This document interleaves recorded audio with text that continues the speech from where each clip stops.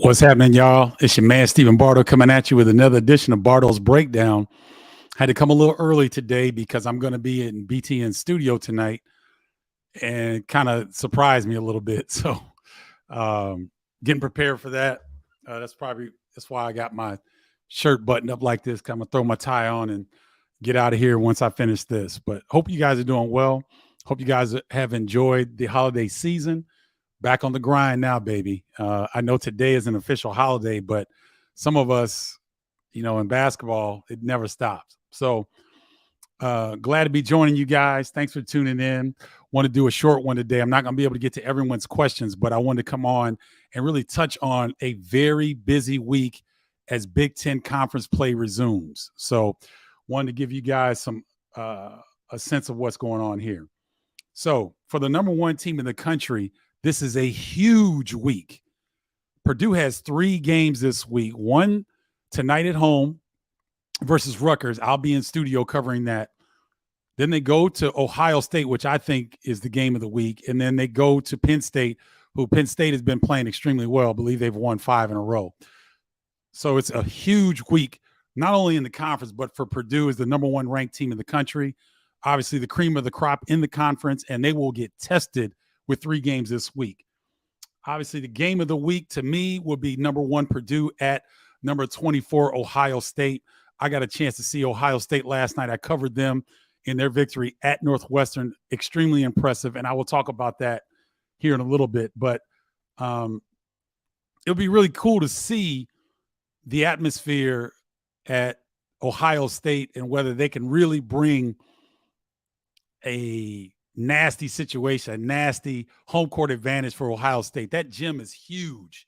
It's kind of like an NBA arena.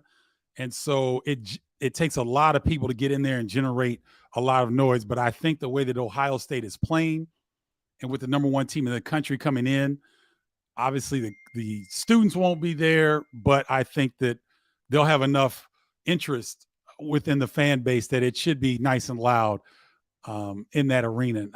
The Schottenstein Center, I know, but they might have another name for it or something like that. And I'm not quite sure of the corporate name. Golly, man, I tell you what, when I do these, I even put my phone on airplane mode, so I didn't want to get any problems here, and they're still coming through. Anyway, so yeah, I'm really looking forward to seeing this particular game because I was extremely impressed with Ohio State last night. I've been impressed with Purdue all season long. I think they've done a fantastic job of having guys accept their roles.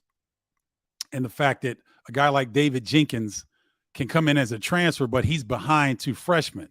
And obviously, Braden Smith has been more impressive for the Purdue coaching staff than David Jenkins is. But David Jenkins is a valuable member of that ball club and will be counted on at some point in the Big Ten slate because it's just a gauntlet of a conference, and the conference slate going through these next couple months is going to be something to behold. So be interesting. All right. Ohio State was extremely impressive last night in their win at Northwestern. This was the first time that I called an Ohio State game, and they're more impressive in person than they are on television. I saw them for about 30 minutes at Duke. I saw the very end of the North Carolina game. I saw them out in Maui, but they are extremely impressive. Deep.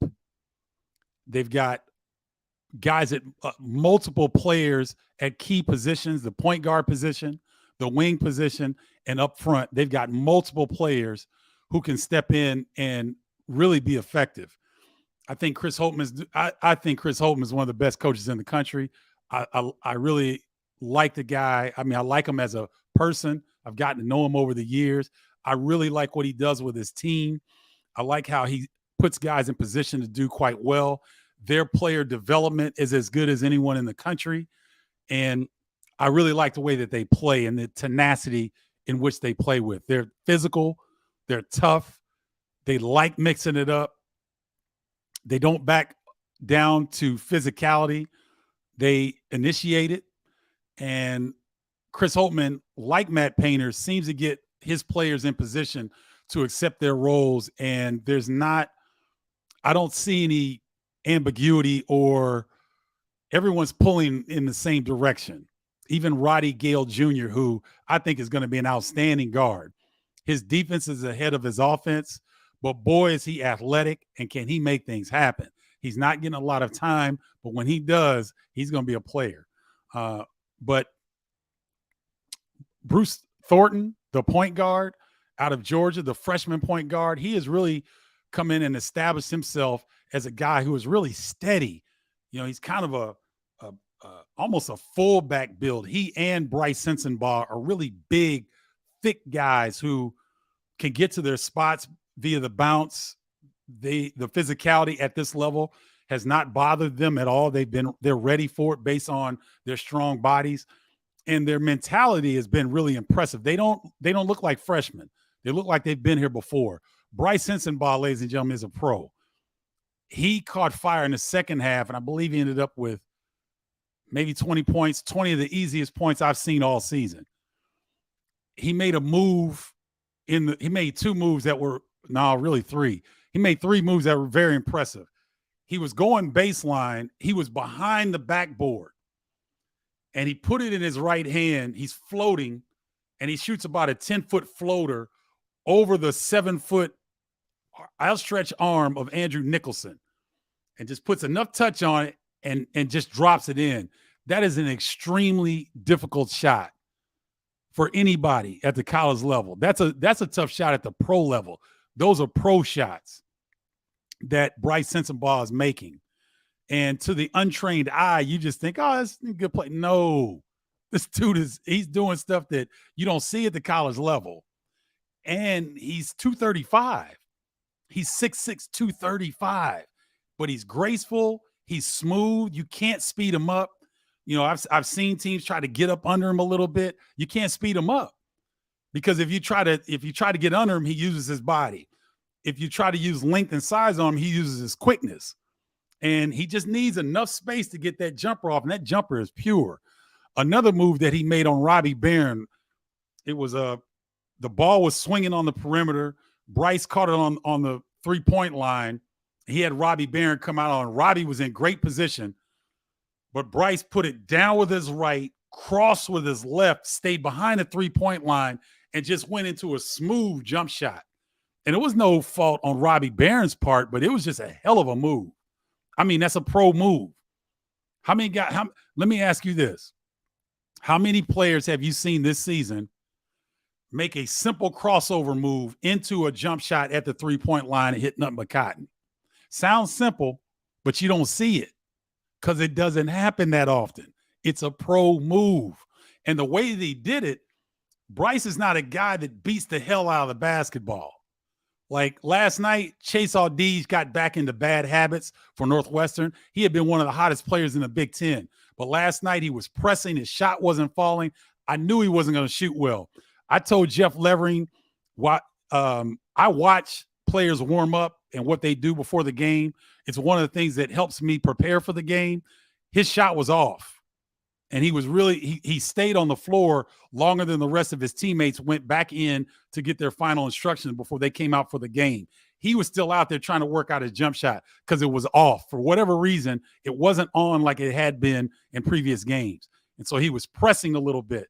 And what happened, he got back to bad habits and started beating the hell out of the basketball, trying to get his shot off. I've not seen Bryce Sensenbaugh do that. He'll go into his move. If he doesn't have it, he gets rid of it. That's a pro, ladies and gentlemen. So the reason I'm harping on Bruce Thornton, Roddy Gale Jr., Felix Okpara, and Bryce Sensenbaugh is that this is an extremely talented group of freshman players on Ohio State's team that you need to watch, because I don't want to say this just to make Ohio State fans mad, but I don't think Sensenbaugh is going to be around. I think he's ahead of where Malachi Branham was this time last year. I think he's further ahead of Malachi Branham, and Branham will end up being a first-round draft pick. Sensenbaugh is the real deal. He also made a move full speed. He's on the right side. He's going to the hole. Boo, he cut him off. He wraps around, goes to the hole, doesn't miss a beat, doesn't lose balance, doesn't miss a beat, missed a layup and was quick enough to get back off his feet before anybody else could and tap it back in. Those are 3 plays that really, really impressed me about this young man. In Ohio State, Justice Suing was a grown-ass man last night, and he plays like that. He's physical. He punishes his defender when he has the basketball. He's so physical. He's like a heat-seeking missile and seeking out contact. He's outstanding. Zed Key continues to improve. He is an outstanding post player on both ends of the floor. Andrew Nicholson had a point-blank dunk that he went up with 2 hands. And Zed Key is 6'9", ladies and gentlemen. Andrew Nicholson is 7'7". Zed Key caught it, blocked it. Not in my house. I mean, clean block, no foul. This Sean McNeil got loose in the first half and really think he had 12 points in the first half. And so when you look at this Ohio State team and likely, I mean, he had a 4-game absence due to family reasons and whatnot. And he's back, but he's having a hard time getting back into the lineup. He's playing, but he's not playing the minutes that he was previous to that 4-game absence, because these guys are getting so good. They continue to get better and better. And Chris Holtman told me after the game that was the best defensive effort his teams have had in years last night against Northwestern. So if Ohio State is starting out the Big Ten Conference slate as the number 3 team in America in offensive efficiency, this is an elite offensive team. Chris Holtman said that was their best defensive effort in years. That's a scary proposition for the rest of the Big Ten, ladies and gentlemen, because they've got experience, they've got depth, and they got a guy in Bryce Sensenbaugh, Justice Suing, that and Bruce Thornton, when pressed in a situation, they can go get their own shots. Sean McNeil can go get his own shot. So they have the ingredients of a very special ball club, and they're kind of under the radar right now. I know they're ranked 24th in the country, but pay attention to Ohio State because they're legitimate. They are legitimate. I wouldn't lead you astray. You guys make sure, even if you're not flying Illini, Bardo's Breakdown Podcast, Tumblr. This thing is great. I got cold iced tea in there. It'll stay cold for hours. I could put hot chocolate, coffee, whatever you want. Steel straw, environmentally sound, easy to clean. And I know some of you have already purchased some, and I'd love to get your feedback on because I love it. All right. Games to watch this week in the Big Ten. Tonight, Rutgers at Purdue. Will be interesting to see Cliff Omorie. I always mess his last name up. Cliff Omorie go up against Zach Edey. One of the guys that has the size. He's quicker than Zach. But the problem sometimes with Omorie is that he gets in foul trouble. Let's see what Rutgers can do to try to help Cliff guard Zach Edey without getting in foul trouble. Because if Cliff can make Zach Edey play defense on the other end, that could be an interesting matchup. Now, the advantage that Purdue has in this game is that Caleb First can slide into the 5. Trey Kaufman-Wren can slide into the 5. And so Purdue has a more depth up front in case Edey gets in foul trouble. Now, when Cliff Omorie gets in foul trouble, then Moet Mag and others have to fill in. Oh, sorry about that. They have to fill in, and the drop-off is significant. And so we'll see what happens. But I love this game. I think this will be a fantastic game. Illinois at Northwestern. Illinois started the Big Ten slate out at 0-2. They're in the cellar. This is a team that many thought would be an upper echelon team in the Big Ten. I think they have the potential to do so, but they have a lot of work to do. And it starts against a very staunch defensive team, one of the better defensive teams in the country in Northwestern. They didn't necessarily show it last night because Ohio State had them on their heels the whole night. Ohio State punched them quickly and got out early and got a cushion and felt good about themselves and it won easily in that game. But generally, Northwestern is much better defensively. So we'll see. That'll be a fantastic game because Illinois needs a Big Ten victory in the worst way.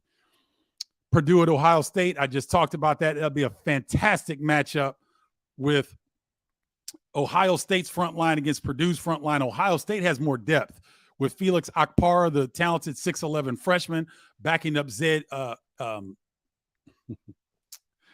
Key. I always get Zach Edey and Zed Key mixed up, but Zed Key and Felix Akpara will provide a nice challenge to the Purdue front line with Zach Edey, Caleb First, and Trey Kaufman-Renn.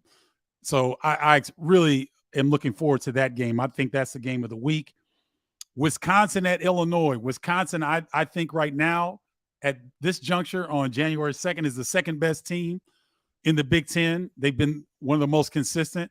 They go into Illinois. Again, Illinois, depending on what happens at Northwestern, if they lose at Northwestern, they're 0-3 in the Big Ten. They will be desperate. So that will be an outstanding ball game. Michigan at Michigan State on Saturday. I believe that's on ESPN. That's always a great game. Enough said there. Michigan, ironically, they've stubbed their toe in the non-conference, but they're 2-0 in conference play. They blew out Maryland in an impressive fashion on New Year's Day. So although the Wolverines, I believe, are 8-5 with their total record, they're 2-0 in Big Ten. So they're sitting pretty right now at the top of the Big Ten with Wisconsin, Purdue, and I believe, hold on, Wisconsin, Purdue. So Purdue, Wisconsin, Ohio State, and Michigan are all 2-0. Penn State is 2-1. Northwestern, Rutgers, Indiana, Michigan State are 1-1. Maryland's 1-2. Nebraska 1-2. Illinois, Minnesota are 0-2. Iowa's 0-3. So Iowa's got a lot of work to do. And then on Sunday I've got Ohio State at Maryland. That'll be interesting because Ohio State passed the first test at Northwestern. Maryland will be a little bit desperate in this ball game because they've gotten a slow start to the Big Ten conference slate. This was a team that jumped out quickly in a non-conference, got national exposure. They beat Illinois in a very highly contested game back in December at home. So I'm looking forward to seeing Ohio State if they can continue to do their thing on the road at Maryland. All right. Let me get to your questions really quickly because this was going to be a quick one. Let's see here. What's up, Thomas Dagley? Good to see you. Purdue is a handful. They really don't have a lot of weaknesses that I've seen thus far. So we'll see what happens. Kevin Brooks, good to see you. Happy New Year to you as well. Who are your top three Big Ten teams? Right now it's Purdue, Wisconsin, and Ohio State. I was questioning whether Penn State, Ohio State, or Maryland was the third best team. From what I saw last night, even with Penn State holding off Iowa at home, Penn State now 2-1 in Big Ten play. Ohio State was very, very impressive. And their offense they're a juggernaut offensively. They're the best offensive team in the Big Ten, third best offensive efficiency in the country. So I think that Purdue won. It may be Ohio State too. They impressed me that much. I've had Wisconsin a couple times. And Ohio State, I really want to see. Let me see when that game is. Let me go back. I hit the wrong button. When is that?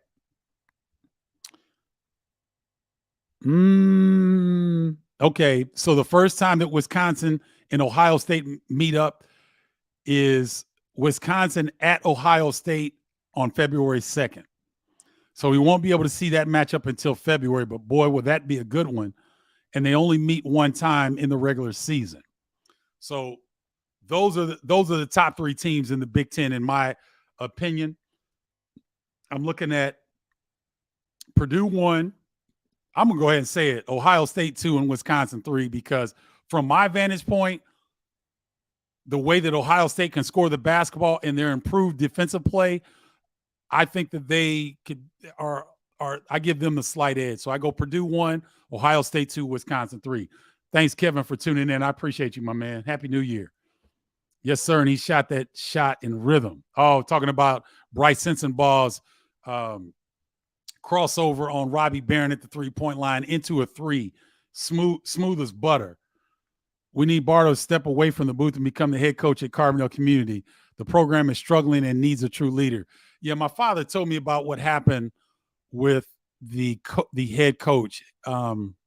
His name escapes me. He's a former NBA player, lefty, played college ball at TCU, and he played in the NBA.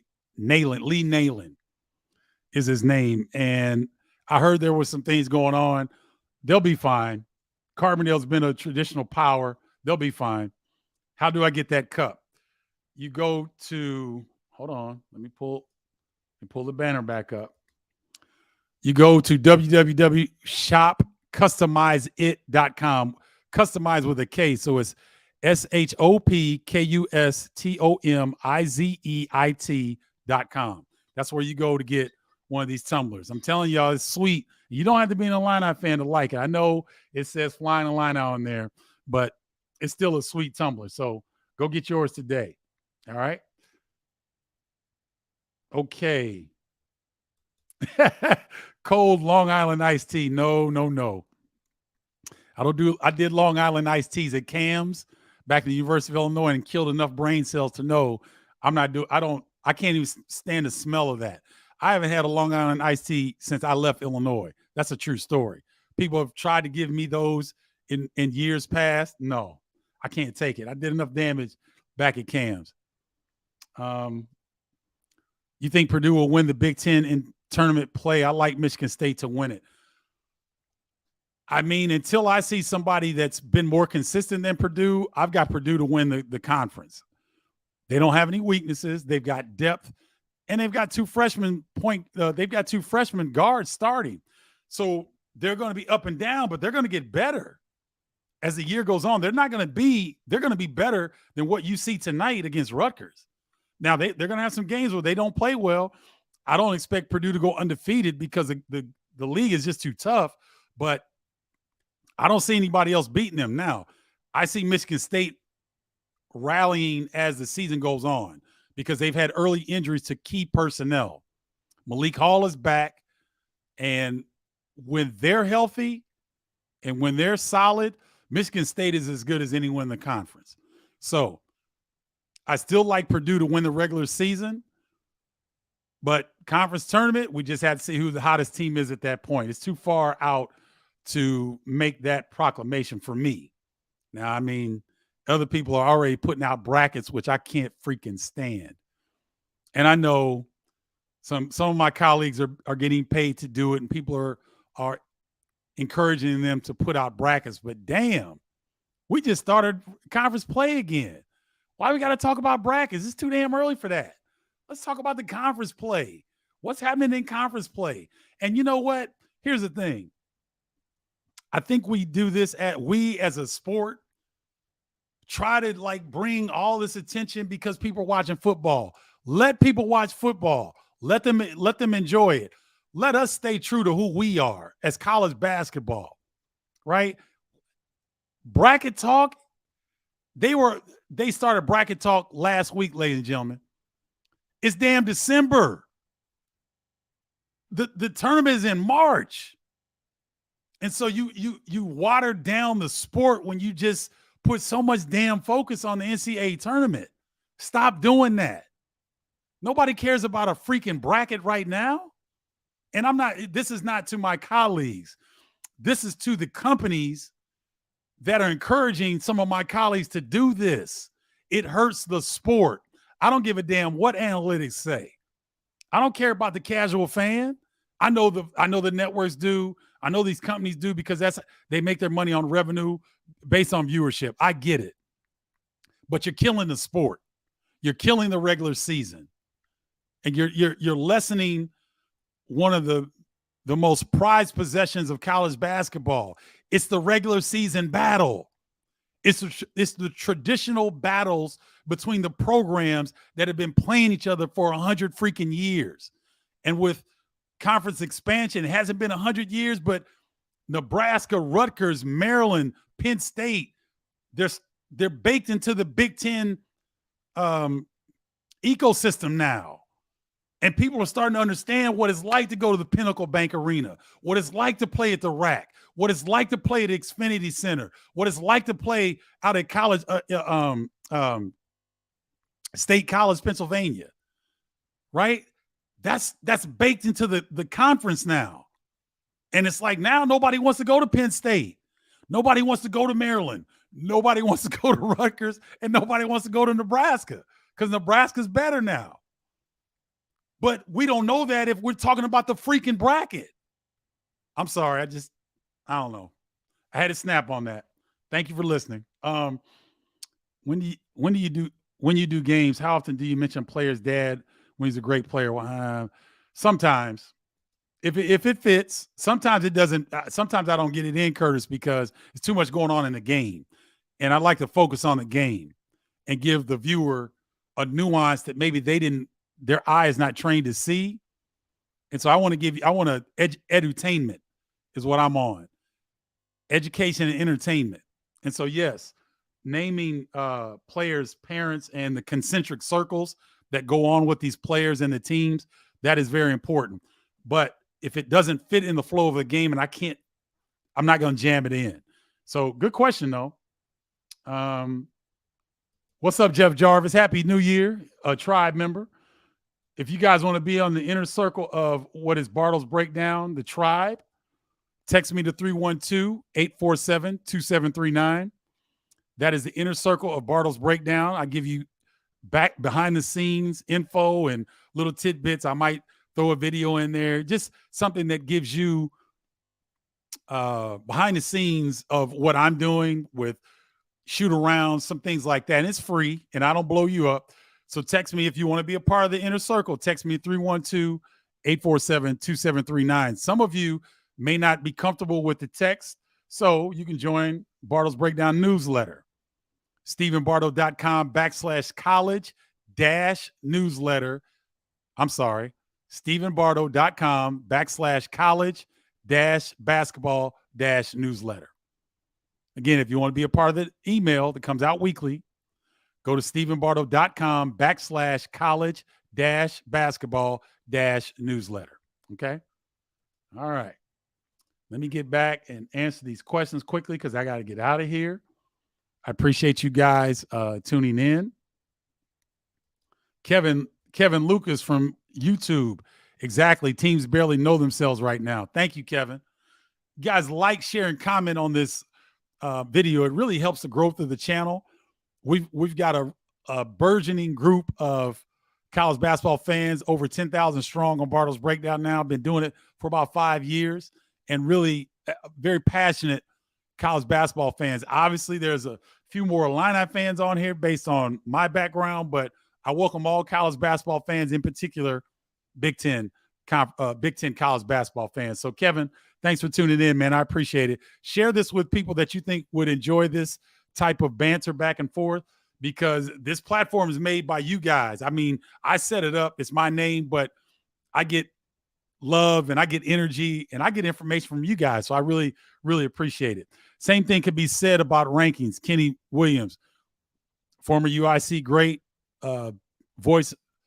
radio voice of the UIC Flames. The rankings, I'm like Kenny. I don't really even pay attention to the rankings. I look at trends. Who's won, Penn State's won 5 in a row. I believe Iowa's lost 3 in a row. I pay attention to that. Currently, how our team's playing. Thank you, Kenny, for tuning in and always your support. Really appreciate it. Yes, way too early for the brackets.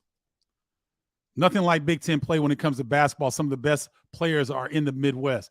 No doubt about it. And now the Big Ten is not just Midwest, ladies and gentlemen. It's about to go coast to coast. It's going to encompass every time zone in the United States.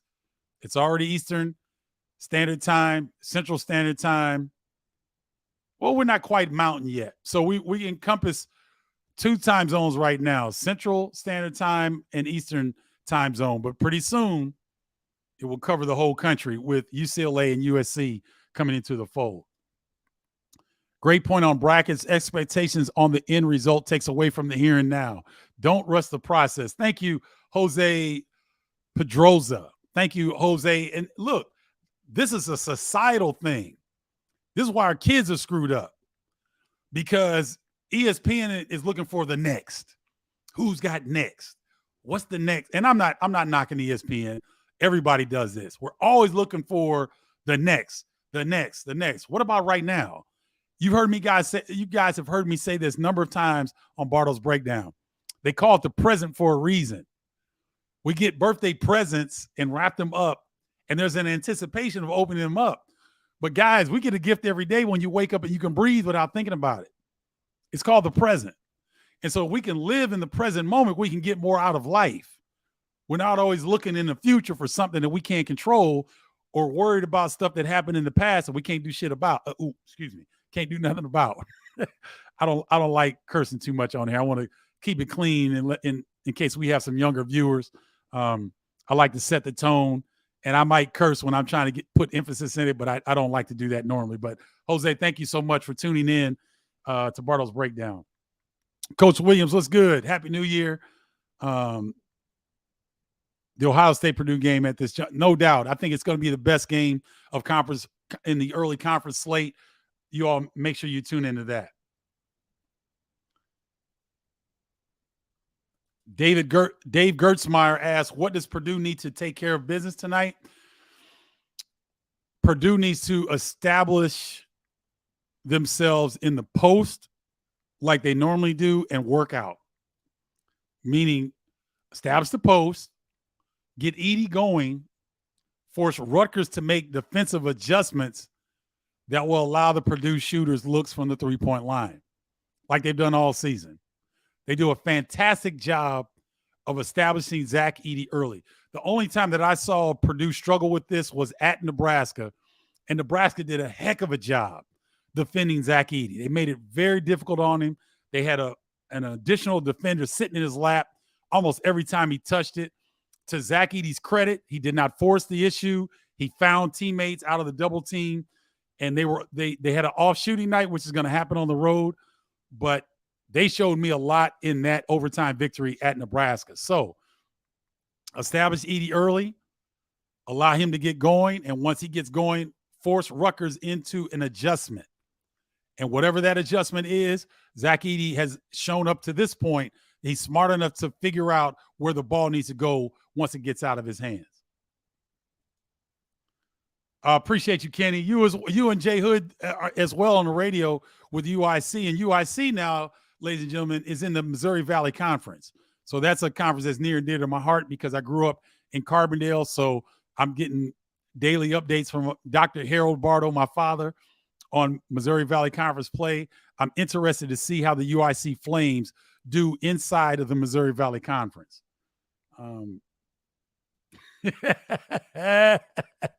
Kitty, you already know the answer to that, man. I love what I'm doing. So I'll leave the coaching for the coaches. I like my life. Not that I wouldn't as a coach, but it'd be a lot different. All right. So I've gone about 30 minutes. That's what I wanted to do. Thank you guys for tuning in. It's always a pleasure coming on and sharing basketball knowledge with you guys. I hope that you've picked up something here today. I hope that you got a tidbit of information that will help you throughout the week in anticipation for the great conference play, not freaking bracket talk. Great Big Ten conference play. We got a number of great games. Enjoy them. If you're listening to this on the replay, if you got a question, go ahead and tap in because I come back and check the questions. I'll answer your questions. And we'll continue the discussion. If something big happens, if there's a big upset, I'll do another one later on this week. Okay? Enjoy the games. Oh, tune in to Big Ten Network tonight. I'm in studio with Trent Meacham and Mike Hall. We'll be discussing Rutgers at Purdue. Tomorrow, I'm at Nebraska at Michigan State. Wednesday, Penn State at Michigan. Both of those are on Big Ten Network. And then Sunday, I am Northwestern at Indiana. I think it's on Big Ten Network. It could be on Fox Sports 1. Yes,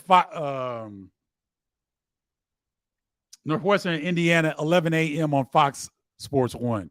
Next time I'll put a graphic up so that you guys can see that, okay? Thank you so much. I appreciate you guys. Love you all. Have a great rest of your week. Holla at y'all later. Peace, y'all.